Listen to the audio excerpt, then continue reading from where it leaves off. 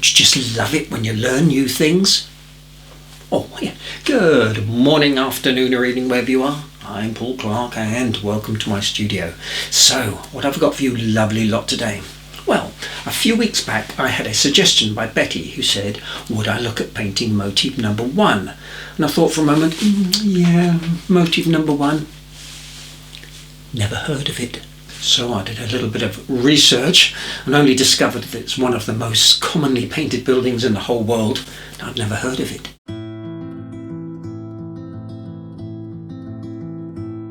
So we're going to be having a go at painting this lovely old fishing shack in Rockport, Massachusetts in line and wash. But definitely this is one that can work as a traditional watercolour.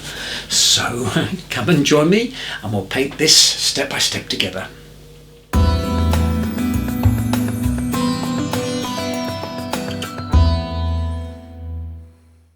Okay, so here is the reference photo which I got from iStock, and more about how it got its name Motif No.1 later.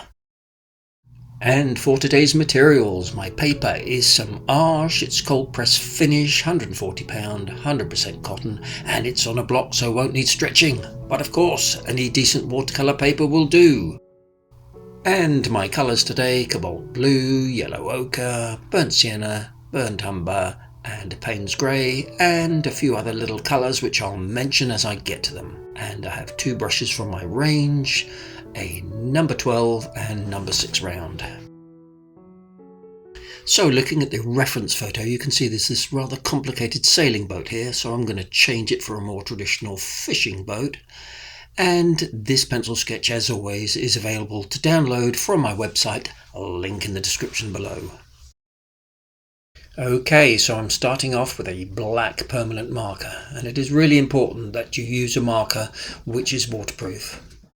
Now with a line and wash there are many different approaches that you can take. I know some artists will like to do their finished painting first and then put the line work on afterwards. But for me, I always like to do the hard work first with a fairly tight pencil sketch. Then I can relax with fairly loose line work, knowing that I've got everything already in place. Now if you're fairly new to line and wash, I do have a beginner's guide tutorial. I'll link above if you're interested.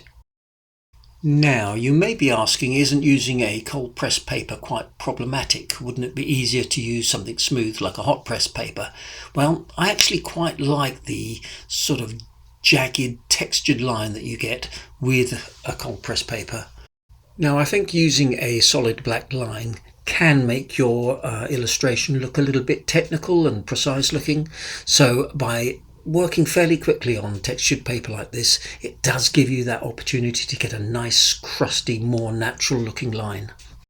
And you can see I'm putting in lots of wobbly lines with little gaps between, which all helps to give the whole thing a little bit of character. Now this whole pencil and inking stage took me probably about 45 minutes, so you can see I've intentionally speeded up the process for you.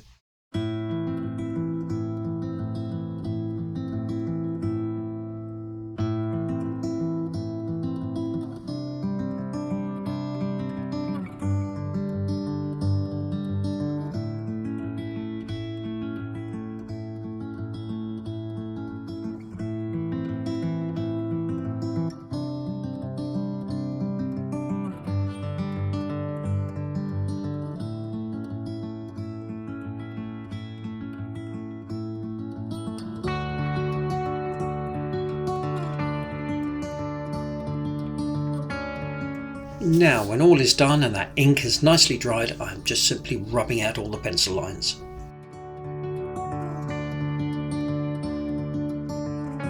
Off we go, and wetting the sky area with clean water using my number 12 brush.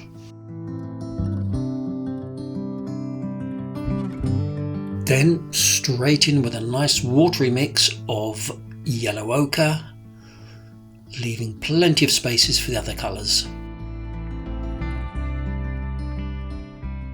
Next, a nice watery wash of Payne's grey and just placing it on the underside of each of the yellow ochre areas. Now with some cobalt blue in between all the gaps.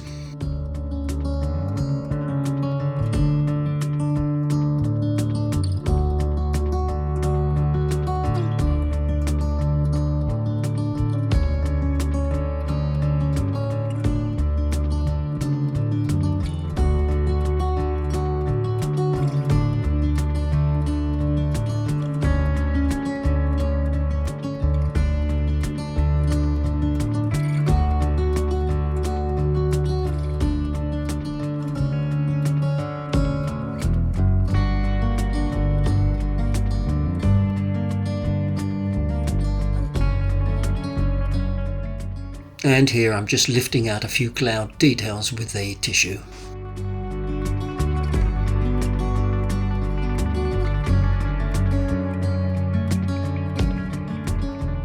Okay, so while I'm letting the sky dry, I'm going to be tackling the harbour wall here, and again I'm starting by wetting it all with clean water. So I'm starting by putting in a fairly light wash of Payne's Grey, and as you can see from the reference photo, there seems to be three sort of layers of colour, with the grey along the top, and then a warmer beigey colour through the middle, and then brown towards the bottom.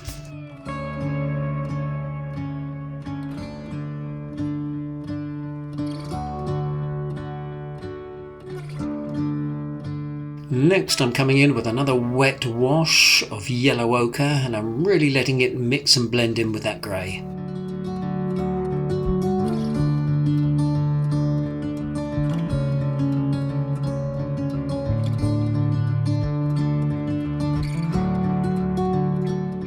And now with that third colour with some watery burnt umber. And this is what I'll often say with my linen washes, this stage is definitely the most relaxing. All the hard work's been done and it's almost like a colouring in process.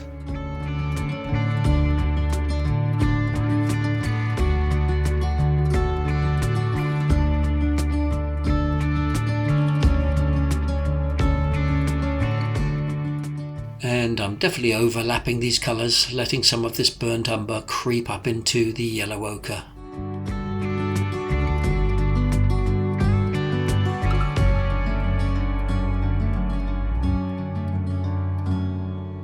And then just filling in the rest of the dock here with the same colours.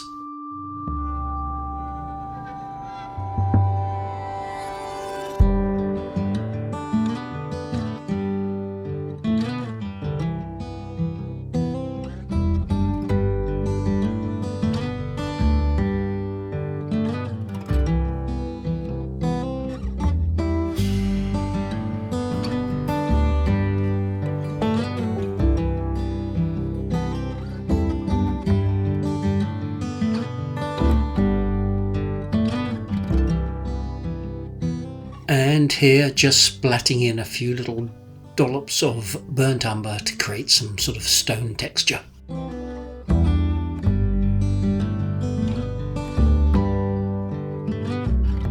And here I'm just dropping in a few little blobs of clean water to force some back runs or cauliflowers, which creates uneven drying time and hopefully some interesting texture.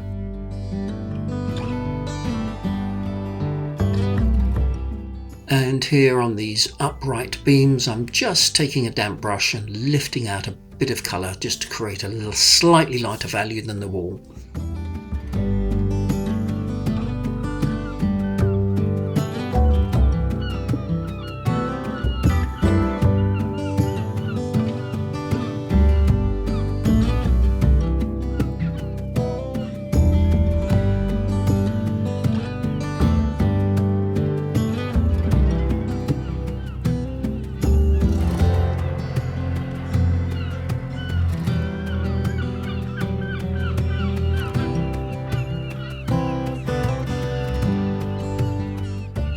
And for the roofs here, a nice quick wash of Payne's Grey, and I really don't mind if I leave a few little white areas unpainted.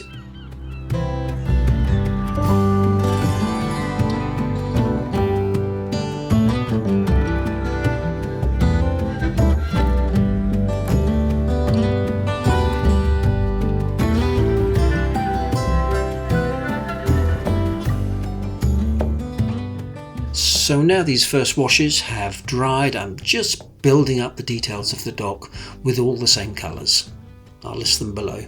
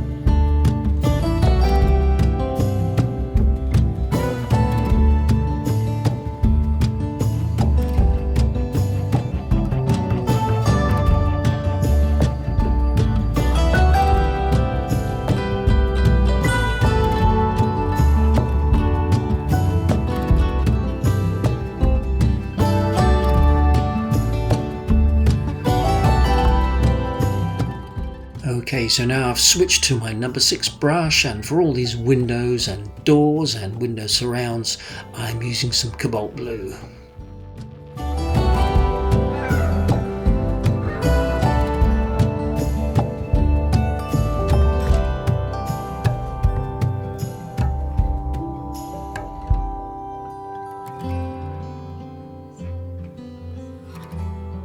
And a few shadow details on the fishing boat here.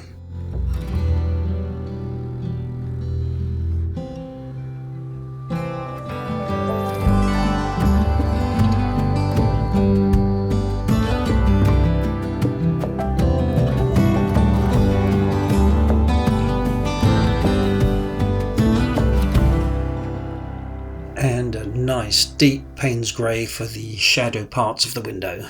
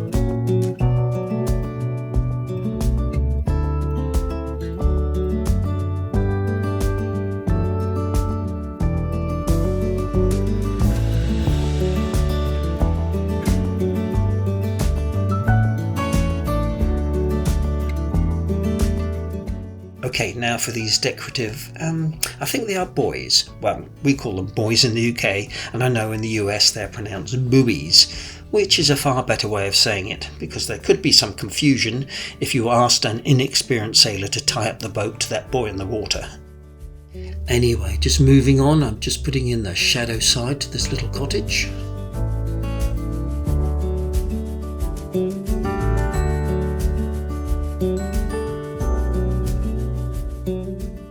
Okay, so now for the star of the show, and I'm using my number 12 brush and painting in the main buildings here with a mix of alizarin crimson and burnt umber, painting around all the little boys here.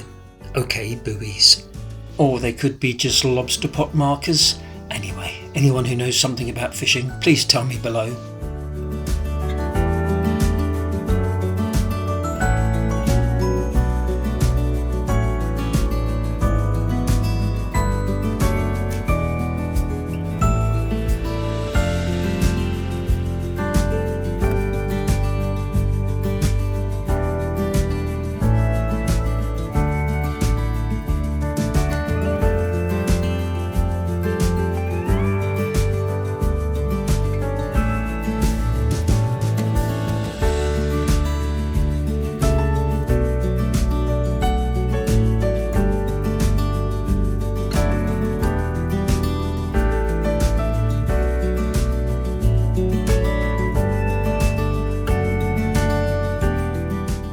Right, so once that first wash is totally dried, I'm coming back on top with basically exactly the same colour and just putting another layer. And as you can see, the 2 layers is giving me a nice value, almost twice as dark as the original. Now I'm letting that dry again, then I'm coming back with some shadows with a nice thick consistency mix of the alizarin crimson and burnt umber.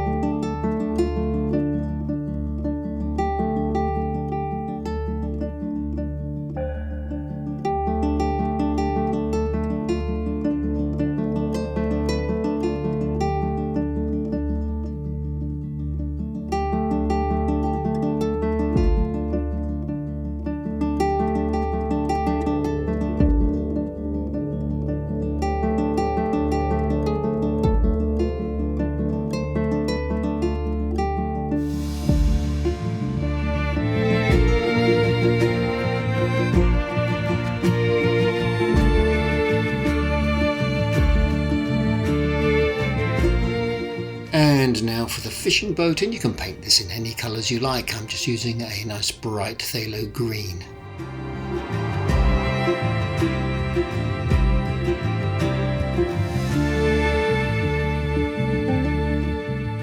And I think these things at the back here are some kind of fishing apparatus, and I'm just painting them in a bright orange so I've got a nice colour to reflect into the water. So now we need to let this totally dry, so it's a perfect time for a short break. And how about a harpoon cocktail made from the state drink of Massachusetts, some cranberry juice. So now for the water, and I want a really nice wet in wet effect, so I'm painting all the sea area here with clean water first. And then using my number 12 brush and dropping in some cobalt blue. Now, it's not always necessary to pre-wet your paper first, but believe it or not, it's very humid here in the UK today and washes are drying very quickly. So by wetting it first, it just guarantees that the wet in wet blends I'm after will continue to move for just that little bit longer. Okay, so I'll list all the colours that I'm dropping into this wet wash below, but as you can see, all my brush strokes are vertical to give that impression of a reflection.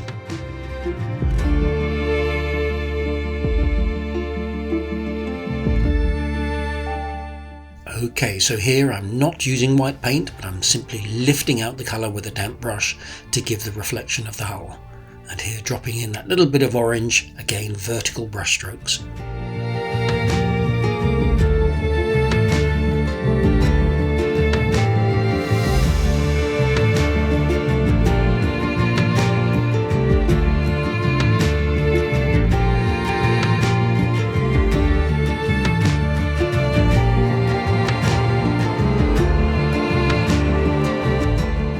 So, a little bit about Motif No. 1. Now, it's located on Bradley Wharf in Rockport, Massachusetts, and is actually a replica of the 1884 original, which was sadly destroyed in a blizzard in 1978. Now, back in 1884, Rockport became the home of a colony of artists because of the amazing light of the area. Now, the shack, because of its composition, became a favourite subject to paint, thus being given the title Motif No. 1, and is generally known as the most painted building in the US. In the 1930s, painter John Buckley used the shack as his studio, but later sold it to the town in 1945, where it has been carefully looked after ever since, although it's now a replica.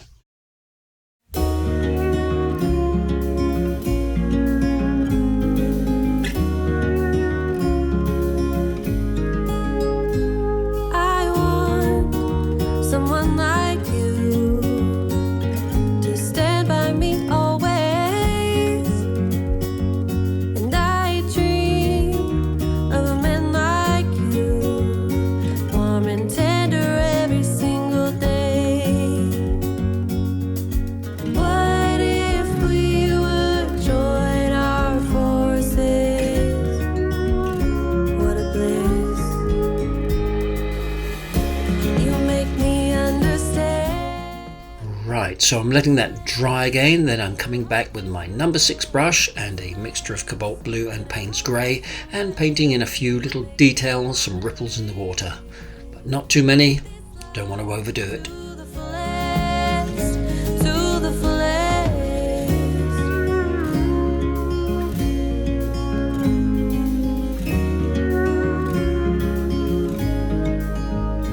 Time flies, yet there's butterflies in my palms and in my eyes. Now echoes from the other night, gossip about our delight. And you can see here with quick horizontal brush strokes you can pick up some of the texture of the paper and get that nice dry brush effect. What a bliss. You make me understand this place in a whole different way. You make me wanna live this life to the fullest, to the fullest. I will read you love poems. Right, next it's mixed media time, and I'm taking a creamy coloured pastel pencil and just putting in these lighter reflections, blending out the bottom with my finger. Now, I'm often asked if you can use standard watercolour pencils, and yes, definitely. It's just that I don't find they're quite as opaque as pastel pencils, which has more of a chalky feel to them.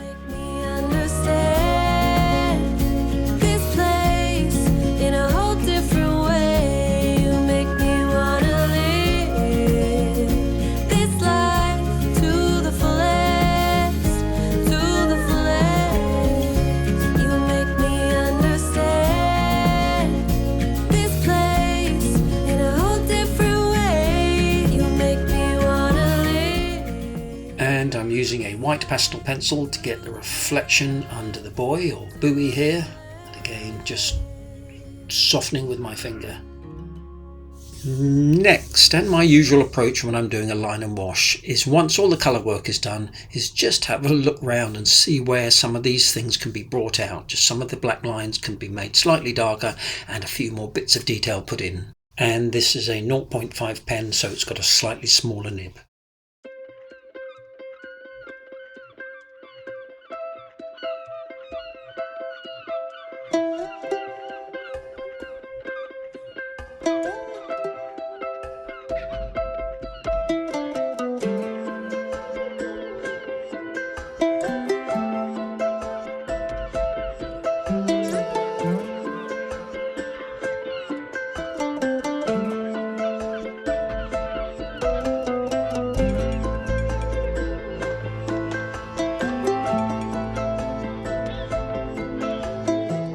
And then some final white highlights with this white Posca ink pen, which I think is probably the most opaque of all the white pens that I've tried.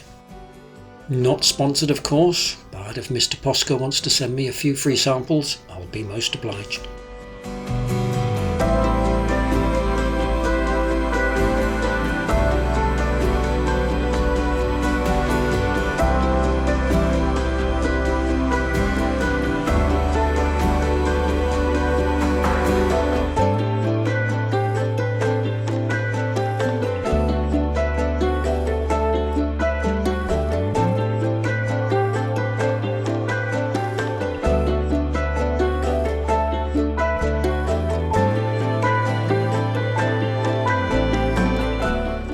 There we go, all done, and this one, including the drawing, did take just over 3 hours.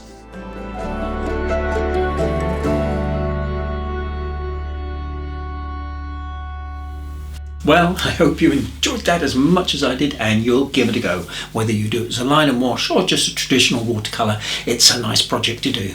Let those watercolours flow, make it your own, and of course always enjoy the experience. And please don't forget to like, subscribe if you haven't already. It is free. Leave a comment. I do read every single one. I can't always reply to them all. And of course, I'll look forward to seeing you all again next week for another Watercolour Wednesday. Cheers now. Take care.